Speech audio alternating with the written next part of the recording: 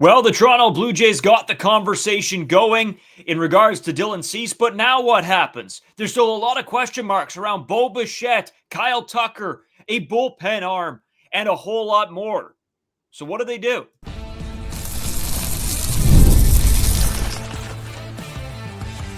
You are Locked On Blue Jays, your daily Toronto Blue Jays podcast. Part of the Locked On Podcast Network, your team every day. Welcome back to Locked On Blue Jays. We're part of the Locked On Podcast Network, now the #1 sports podcast network. Your team every day. Today's episode is brought to you by Game Time.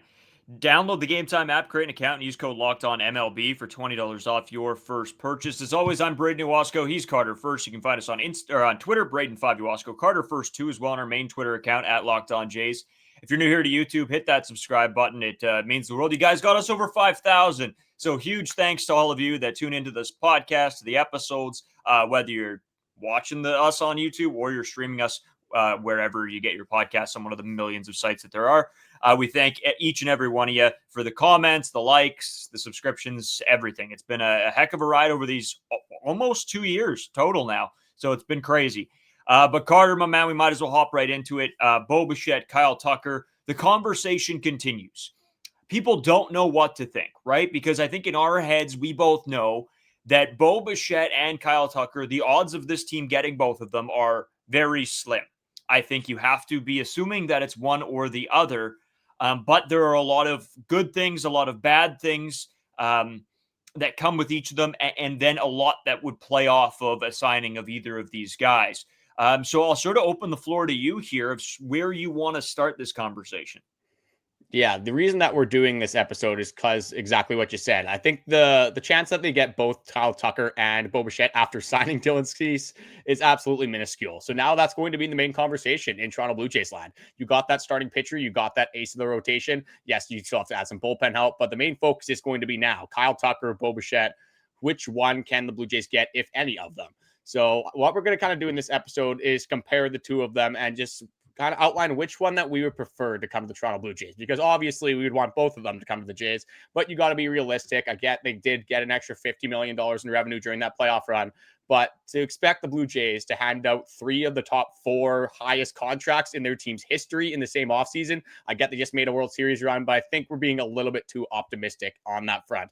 So I guess I'll just throw it over to you just quickly to kind of off the top of the episode. If you were going to put a percentage on the odds of the Toronto Blue Jays landing both of them, like, is that even a possibility for the Toronto Blue Jays? Are you completely writing that off? But give us a percentage of like what the odds are you think they can actually land both of these players. Yeah, there's a few things that go into this. So I'm going to say it's probably in the 5% range, to be honest with you, and a few things. So to kick it off, the player has to want to come to Toronto and play for Toronto. Number 2, the team has to be willing to spend whatever a contract would be worth to that player. If to talk about Bo, talk about Kyle Tucker, whatever. And number 3, is it realistically feasible? And I know what everybody's going to say. They're going to say they should have enough money, and they do have enough money, but it's money that they are willing to spend is the biggest thing. Because yes, everybody's well aware that Rogers has a ton of money, but it's money that he's willing to spend on this organization. And it's not a drop in the bucket. This is an organization that has spent a ton of money over the past couple seasons. Now in regards to Vladimir Guerrero Jr.'s $500 million contract, Dylan Cease $210 million, and that's not even including the Santanders and the rest of the players that have been given money. Even Alejandro Kirk's. Like, this isn't a small amount of money, and we can't be sitting here expecting this organization to pay every single free agent just because this team would be unstoppable. And that's sort of the feeling you would get if you had Bichette and Kyle Tucker. But my alarm bells started to ring when this conversation started to spread to the more casual fans. I think that's a little bit of an issue because that's setting the goals for this offseason so high. And I think as a person that sits here and covers this team and watches this team every single day, I have to even bring myself back into reality and understand that probably will not happen. And so I think it's not a good thing that casual fans are now having in their heads that they're expecting to get both Bichette and Kyle Tucker, 2 of the biggest free agents in the market. I think we got to dial that back a little bit. At this current moment right now, again, there's still a lot of offseason left. There's arbitration stuff. There's so many different things that still need to happen. But right now, the Toronto Blue Jays are 5th in payroll in all of baseball. And I agree with your percentage. I think it's probably around 5% because you got to, let's just break this down in terms of contracts. And like, again, we're not exactly sure what Kyle Tucker's going to sign for. You're not exactly sure what Bo Bichette's going to sign for, but we'll go off projections just to kind of give us a ballpark on these guys. The Dylan Cease, a $210 million contract over 7 years. There is deferrals, so it's pretty much 182 million over those 7 years, and then the deferred money after obviously those 7 seasons. So we'll just say for this example to make it easy, it's about 200 million for Dylan Cease.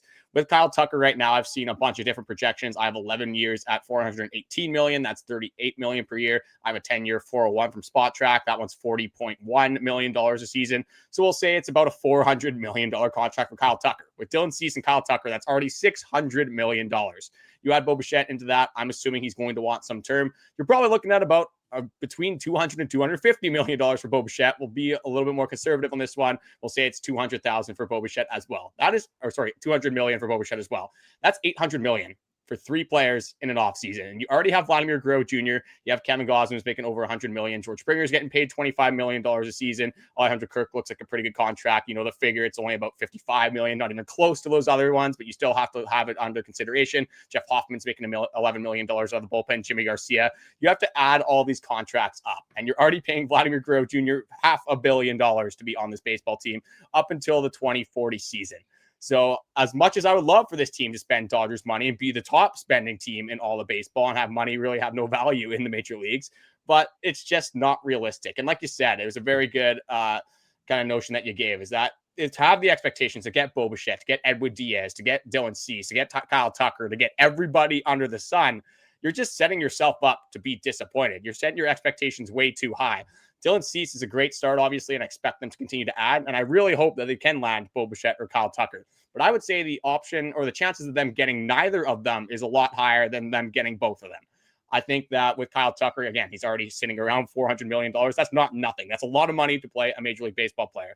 With Bo Bichette, it really depends on how they view him long-term. Is he going to play second base? Will he play shortstop? How is that defensive progression going to go as we progress into the future? So they could get outpriced on Bo Bichette. There might be a team like the Dodgers, the Yankees, who, whatever it is, they might give him $300 million. I don't think the Toronto Blue Jays would be willing to give Bo Bichette $300 million. So there's a lot that can happen. I would love, obviously, if you get both of them, but I just think that the odds are so low. But I would be very disappointed if they don't get either of these players. I am pretty certain that they're going to get one of them. I don't want to say it's going to happen for sure because Major League Baseball, crazier things have happened. But I am more than happy if you already have Dylan Cease, if you get one of those two, and then you add a couple bullpen arms that can have, that setup man to maybe even closer upside. I think that's going to be a very successful and a lot more realistic of an offseason. Yeah, Carter, you know what? We talk so much, and the fan base does as well, about the money in baseball having no meaning. It doesn't matter. Pay these guys with whatever, just get them on the team. But again, we don't think of this from an organizational standpoint, right? They don't want to be in the red in regards to their baseball team. They don't want to be losing money. So at some point, contracts do become too much for an organization to pay. Yeah, like look at the Padres, the Texas Rangers, 2 teams that have been trying to, decrease their payroll because they're trying to hand out all these massive contracts. I'm not saying the Toronto Blue Jays are in the same position as these teams, but it can definitely happen that teams, take on too many contracts, too much value of contracts, and they have to sell off some of these players down the road. No, absolutely. Yeah. That's exactly sort of where my sentiment is in regards to this whole conversation of them both. It is unrealistic. But at the end of the day, I don't want to take the entire hope away because this team is willing to spend. It is willing to make massive moves. So I'm not sitting out here saying that the chances are zero. I'm just saying don't expect it. Be happy if it does happen. But I think percentage around that 5% margin is probably where I'm at.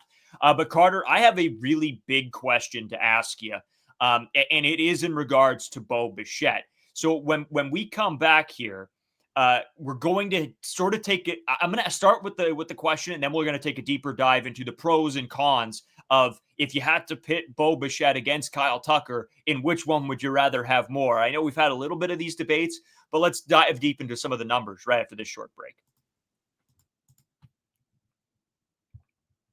Today's episode is brought to you by FanDuel. You guys know how much I love FanDuel because I like winning money. Big shocker there. NFL Sundays, I just had a great one. Yesterday was an amazing day. I didn't work. I just got to sit on the couch, do nothing, and watch football. But it moves fast. One big play, and suddenly everything feels different. That's what makes live betting with FanDuel so exciting. You're not just watching the game, you're reacting in real time to it. With FanDuel, you can place bets as the action unfolds, every drive, every momentum swing, every highlight moment. And there were a few unbelievable catches on Sunday. If you want to go back and take a look at those highlights, man, what a fun Sunday of football. And I had bets going the entire day, having some fun. Some of them were $5 bets. Some of them were $10 bets. You know, I got a little frugal. I threw a $15 bet down. So you don't have to bet lots. Have some fun, make the games a little bit more enjoyable for yourself. So if you want to be right in the middle of the action this season, visit FanDuel.com and place your NFL live bets all season long. FanDuel, the game moves fast. So can you. Today's episode is brought to you by Doer. I'm wearing the shirt today. This is the shirt. I've been talking about it for a while, but I actually, got it out of its packaging and wore it out. So it's nice to have on. It feels amazing. It's super comfy. I know it's hard to tell on the camera a little bit, but it's a great material. And I suggest everybody go and try this company. They really make some amazing clothing. I wore their jeans out on the weekend, went out Saturday night. My buddy's playing in a band, wore the jeans out. I got compliments on the jeans. I don't know if I've ever gotten compliment on a piece of clothing I've ever worn because I just don't usually care that much. But not only do they look great, they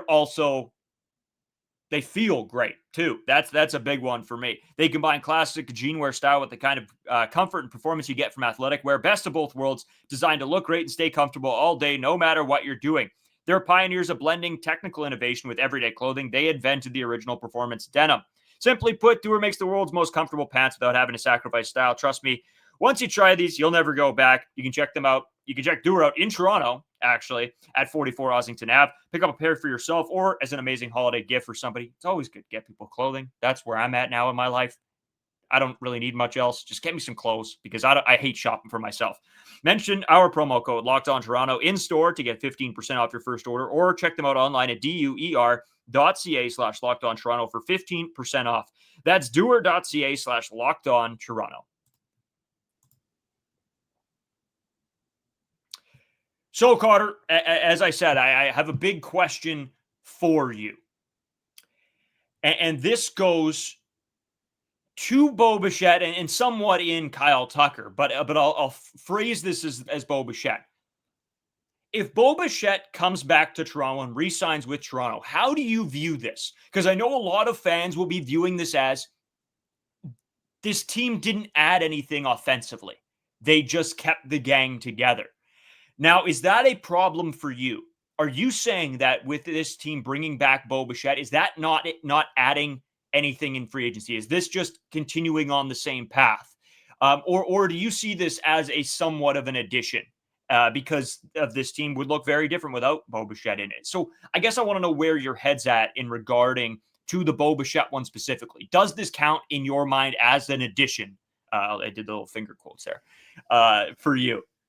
Definitely not. I think that Bichette played with that team the entire 2025 season. They played with the Toronto Blue Jays the entire 2025 season.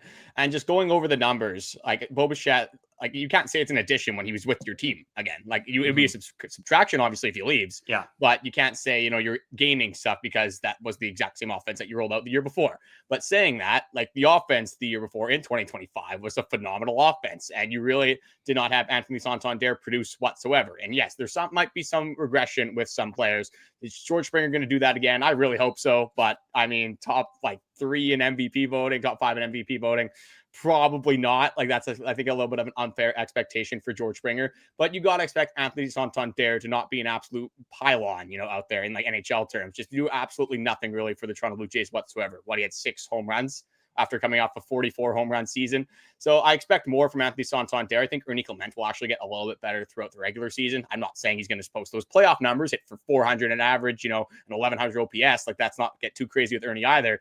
But Addison Barger, I think with another year under his belt, he could get better as well. Vladimir Guerrero Jr. didn't have the greatest regular season in Vladdy terms, so I think you could get a little bit more offense from there as well. And just going over some of the numbers, they were tied for 4th in the league in runs, 1st in the league in hits, 1st in average, 1st in on-base percentage, 7th in slugging percentage, 3rd in OPS, tied for 11th in home runs. This was a very good offensive club. And again, they are pretty much running it back. A lot of these guys that are coming back to the Toronto Blue Jays, and this offense shouldn't look that different, assuming that Bo Bichette comes back. If it's Kyle Tucker, again, it's not the exact Bo Bichette, and it's a little bit of a different fit.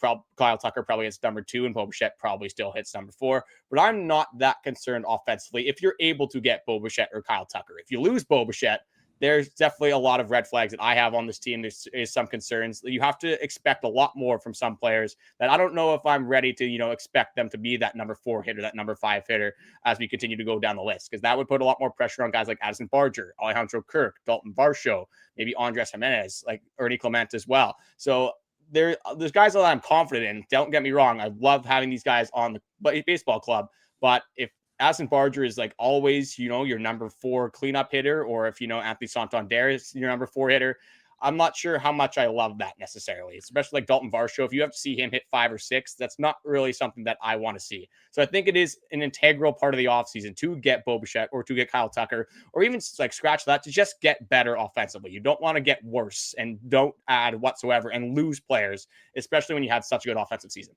Yeah, and that's exactly the answer I was hoping you were going to say. And you brought up a great point. And that leads me to Anthony Santander. A lot of people don't like Anthony Santander right now. And as Blue Jays fans, sort of fair enough, right? You're seeing what he gave you last season. And it wasn't much. But how I view this is we expect Anthony Santander to be a whole heck of a lot better than he was last year. Now, does Bo Bichette count as an addition? Does he make this offense even better than it was? No, it's the same. Right? You get Bo Bichette, and that's fantastic. I think Bo Bichette is a non-negotiable need for this ball club. But in saying that, I think the addition comes in with a guy like Anthony Santander. I think that is where you can see the upside of this organization and this team take that next step, because you didn't get that from him last year. You didn't get the 44 home run Anthony Santander. Now, will he hit 44 again? Probably not. But if you can get 30 from him, you're thrilled. You're absolutely thrilled with that. That takes this team to a whole nother level. And in terms of a power bat that can hit home runs, of course, he's going to have his issue. He's going to take hacks at some bad balls, and he'll make contact on some of them, and some of them you'll be like, oh my goodness, this is horrendous. But that's the type of player Anthony Santander is. So do I think that this is an addition with Bo Bichette, to sum up? No. But I think a lot of people are forgetting the Anthony Santander piece of this all. If he should be an everyday player, pretty much. And I think that's what's getting lost on a lot of people in regards to Anthony Santander. Now, could they make a move with Anthony Santander for somebody else? Debatably, yeah, but probably not. You're probably looking at Anthony Santander to be a Toronto Blue Jay all of 2026. And I think people are really sleeping on what this guy can do at the plate. So does he, give you great defense? No, but he's going to definitely improve this team with his bat. And I think we're just waiting to see it. And it's left a little bit of a bad taste in everybody's mouth from last season. I'm not saying this is a perfect comparison, but this is kind of reminding me of like the Bo Bichette stuff from the year prior. And I'm not saying Anthony Santander is going to come back and be Bo Bichette. That's not at all what I'm saying.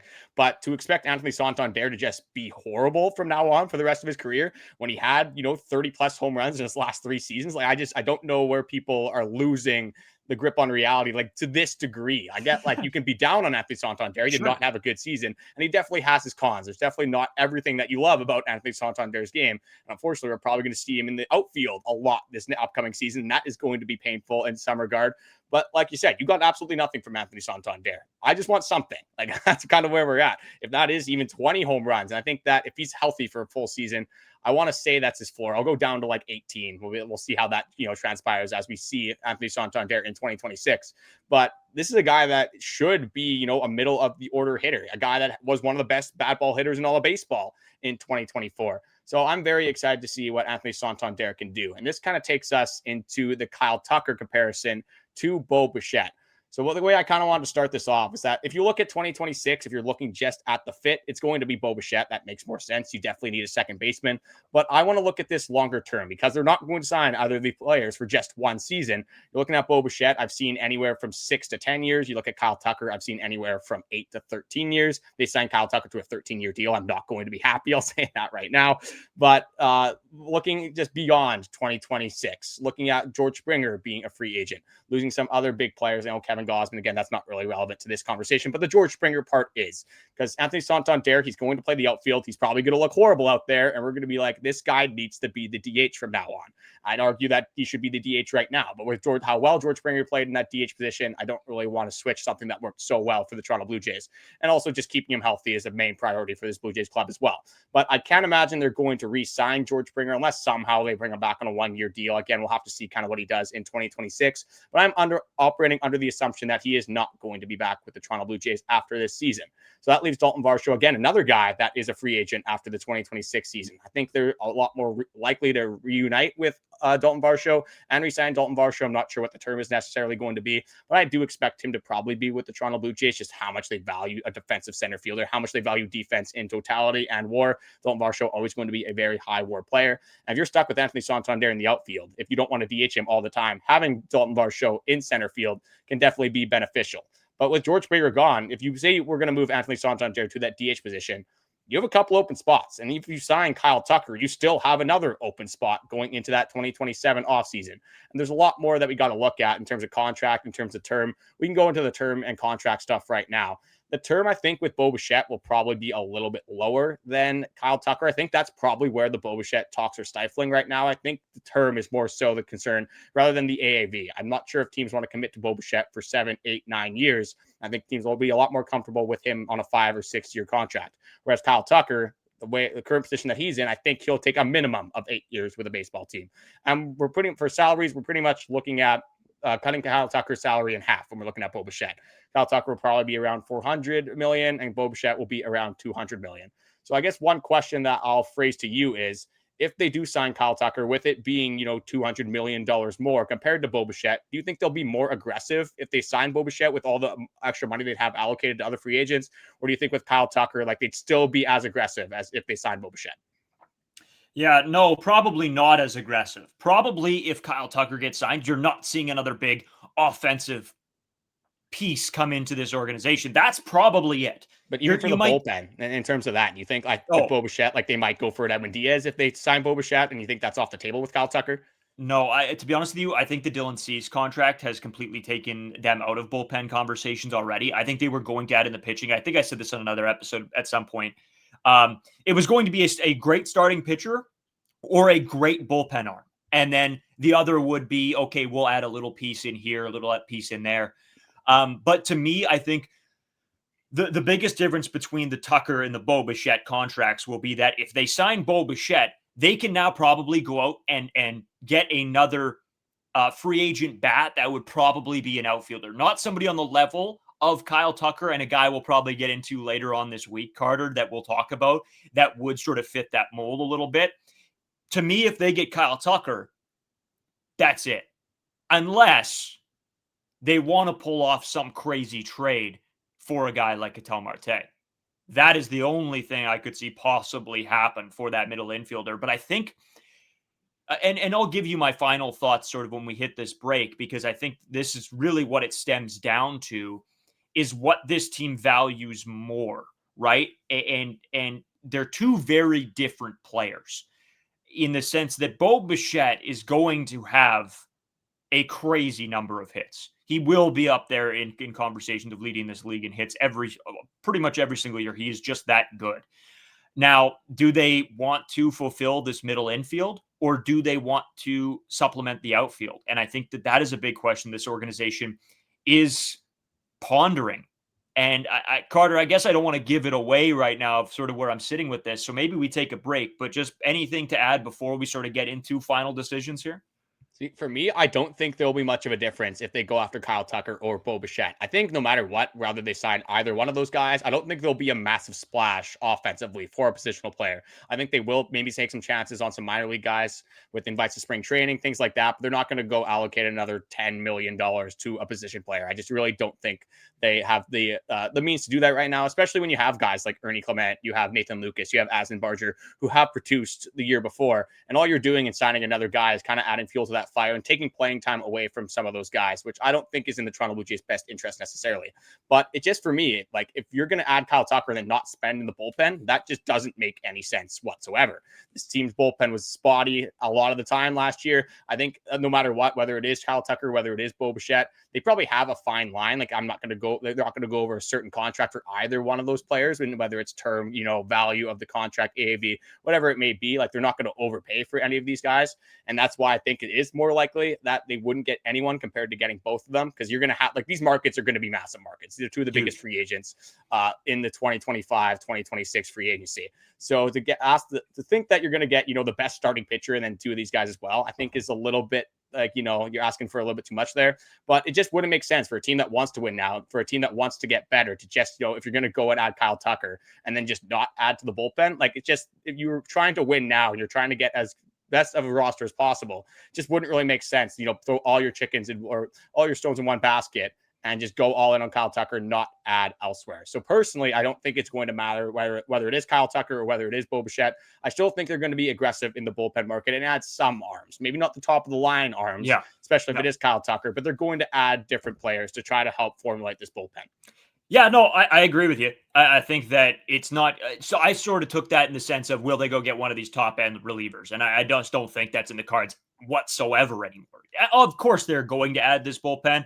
I think that's just an understated thing. Like this will happen. They're going to take some shots on some guys. They're going to add a little bit of backup, but it won't be that top tier bullpen arm that you would hope. But we'll take a quick break, Carter. We'll come back with sort of our final thoughts, decisions on all of this and what they should do. Who would you rather them have if you had to pick? We'll come back with all that right after this. Today's episode is sponsored by Game Time. The World Cup is coming back to North America for the first time since 1994. And with 48 teams for the first time ever, it's going to be massive. But let's be honest, getting tickets is usually the hardest part. That's why the Game Time app is so clutch, finally giving fans a real advantage when it comes to snagging seats. With Game Time, you can track price drops in real time and get alerts when great seats open, and buy tickets the moment that they hit the app. It puts the power back in your hands and makes going to the World Cup realistic instead of impossible. I'm not a huge soccer fan, and again, I don't think I have the means to go out and watch the World Cup. I would love to go see a Panthers game right now. I mean, we saw the keep pounding chance the first time in a long time for me. I know there's a few viewers that also like the NFL football and the Panthers as well. So for Game Time, what I've been doing is, with a huge win coming off of the Los Angeles Rams, I went and looked at the Bank of America Stadium. I used the Game Time feature where you could see the seats and where you would be sitting in the app. I'm not going to buy the tickets, because unfortunately it's, away from my means. And also, it's a full country away from me. That's a little bit of travel time, but I always find it fun to see, like, especially for my favorite teams that aren't necessarily close to me. I like going to see what the view could be like in some of the best parts of the stadium. So you can take the guesswork out of buying World Cup tickets, NFL tickets, NHL tickets of every match, concert, or event with Game Time. You can download the Game Time app today, create an account, and use code LOCKEDONMLB for $20 off your first purchase. Terms apply. Again, download the app, make an account, and use code LOCKEDONMLB for $20 off. Swipe, tap, ticket, Game Time. So, Carter, as we continue on, I guess it's time to give our final thoughts and opinions here. And I will throw it over to you for yours first, because I think we may differ here. Right now, if you had to make the choice, Bo Bichette, Kyle Tucker, where are you going? Yeah, and there's a lot more that goes into this, the term, the contract, positional advantages, everything like that. But in terms of just which player that I would like better, like trying my best to take the money out of it, but also including it and trying, to visualize what a difference in, signing Kyle Tucker might look like in terms of the rest of free agency compared to Bo Bichette. I think for me, I'm going to just flat out, we'll say for this example that Kyle Tucker's on a 10-year deal and we'll say Bo Bichette's on an 8-year deal. I think that is probably the most realistic.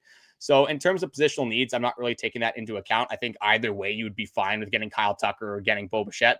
Kyle Tucker is better than Bo Bichette in every single facet of Major League Baseball, other than maybe the back to ball and like the hits that he'll get in the batting average. You're probably going to get more hits and a better batting average with Bo Bichette, but in terms of the defense, in terms of the base running, in terms of the home run power, in terms maybe the clutch factor you could give to Bo Bichette. I'm not exactly sure what the clutch numbers are for their careers or their throughout their entire careers.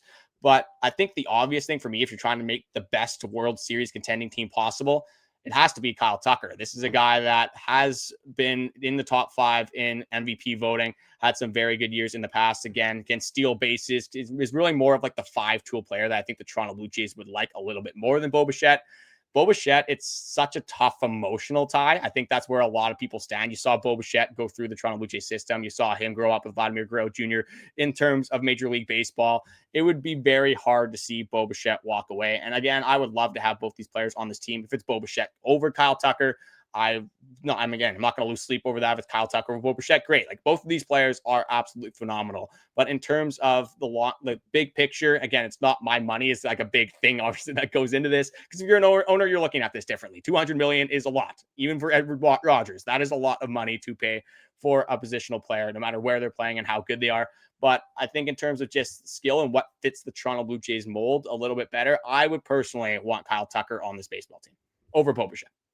Yeah, and I get where you're coming from, but I knew we were going to differ on this. And to me, it comes down to maybe what me and you value. For me, it's Bo Bichette. It's Mr. Big Time. Who comes up in some of the biggest moments? For me, who would I trust in a big situation? We're not building for obviously you are building for the regular season, but at the end of the day, it's not how many wins you get in the regular season. It's can you get the final win? And who do I think that I would trust more in a big situation in the playoffs? I think that's Bo Bichette, to put a bat on a ball, to drive in a run. He's done it all year and most of his career. And yes, the defense absolutely hurts Bo Bichette. He is not nearly as good of a defender as Kyle Tucker. And I'm not taking anything away from Kyle Tucker. I think he's an amazing baseball player and probably worth the contract that he is going to get. A guy that also I don't think has hit his ceiling. So that's very intriguing as well, where I think you know what you're going to get with Bo Bichette. But for me, I think this team really would suffer if they didn't have a good middle of the order, middle of the infield bat. And I think that Bo Bichette's positional, whether it's at 2, whether it's at short, I don't care, is more important because I think you can supplement the outfield a little bit more, where I think it's going to be tougher. You're going to see a big utility spot in terms of David Schneider, Ernie Clement, Addison, Barger, more so than you would see in the outfield, where I don't think it hurts you as much. I think we've seen what Addison Barger can do in the field. I think we can see that he's been successful. Guys like Nathan Lucas have been successful. I think it's just a little bit easier to do. And of course, the money always will play a factor in a decision that I make here. And so I'm taking Bo Bichette because it also probably in my mind and probably Rogers' mind of being easier to handle and still make other decisions, whether it's at the trade deadline, whether it's, during the season or whether it's in this free agency. I think it makes those decisions a little bit easier, not knowing that you have a $400 million contract plus Vladdy's $500 million contract hanging above your head. So it is tough because there are a lot of things that play into this, Carter. So I'm sort of like you. Either way they go, as a fan, I'm absolutely thrilled. It's just tough for me to take the organizational money aspect out of this all for me. But you know what? I think anyway, and this is absolutely an emotional decision, I'm taking Bo Bichette as well because the type of player he is and me knowing what Bo Bichette can give this team and what he is going to continually give this team just is a little bit more important to me than I think what a Kyle Tucker would bring. It sort of goes into the devil you know and the devil you don't. And exactly we know what Bo Bichette is going to give us time after time, unless he's plagued with injuries 2 seasons ago now.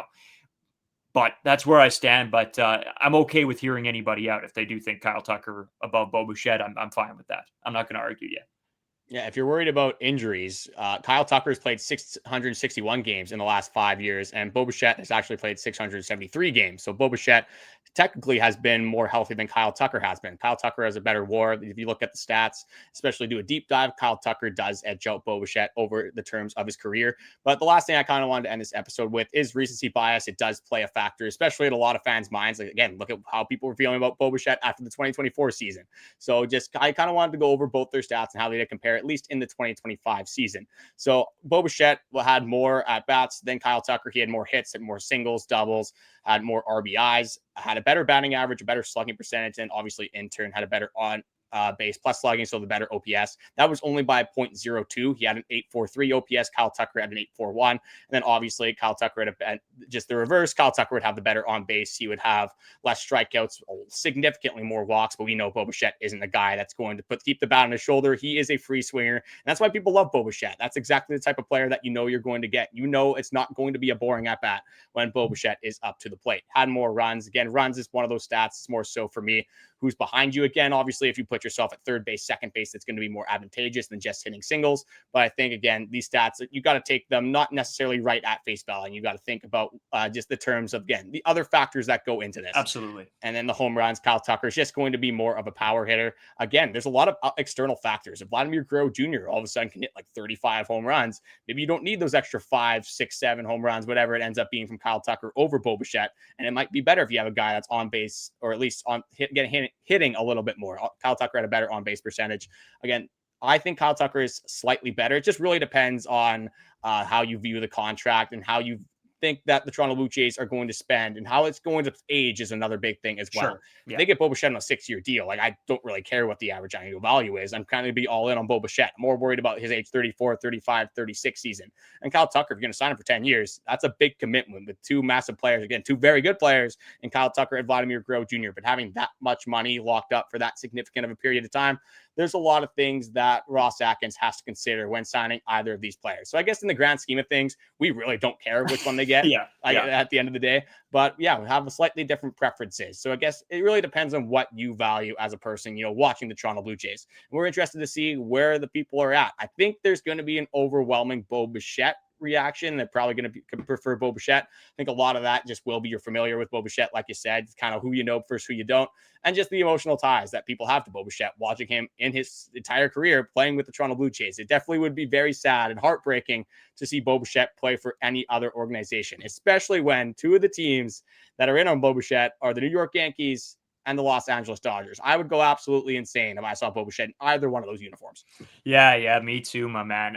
One final piece I wanted to bring up, and there is a lot of talk about the final few years of what would be a Bo Bichette deal. This is where I'm at. I don't care.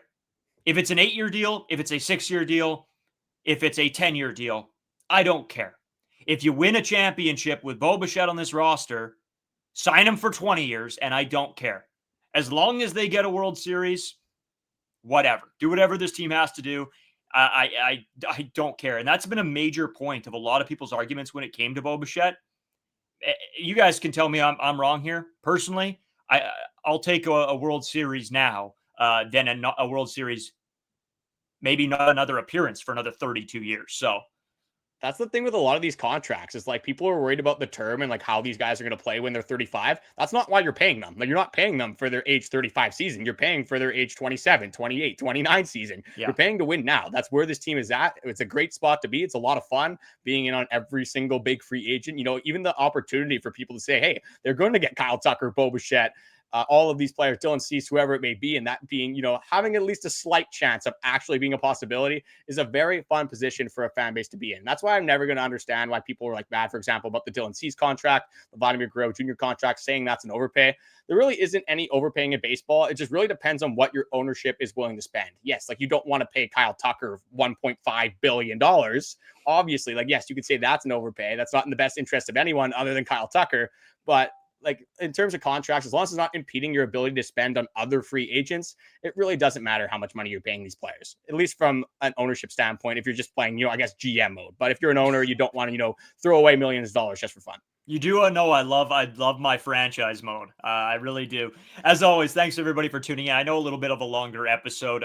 We try to keep them short in the off season, but usually me and Carter, we get yapping about something and maybe an argument or a disagreement, or maybe we're on the same big page. Episode. I mean, two of the biggest players in free agency, both linked to the Toronto Blue Jays. So you got to talk about these guys. We're going to continue to talk about these guys. Again, we'll try to cover some other rumors, so maybe some recaps and trade rumors that we've been hearing a lot of, especially with how aggressive the Toronto Blue Jays are rumored to be this offseason. I think we saw that with the Dylan Cease signing. So hopefully a lot more to come, and hopefully a couple more big splashes from Ross Atkins and this Toronto Blue Jays front office. Just wanted to say thank you guys for watching. The subscriber count, again, we're at 5,000. That's absolutely unbelievable. We did not even have us being close to 5,000 subscribers at this time within the podcast. I mean, just under 2 years. So we are so appreciated for everyone that tunes in, whether it's on YouTube, Spotify, Apple Music, wherever you listen to your podcast. We appreciate every single one of you guys, and we will be right back with you guys again tomorrow.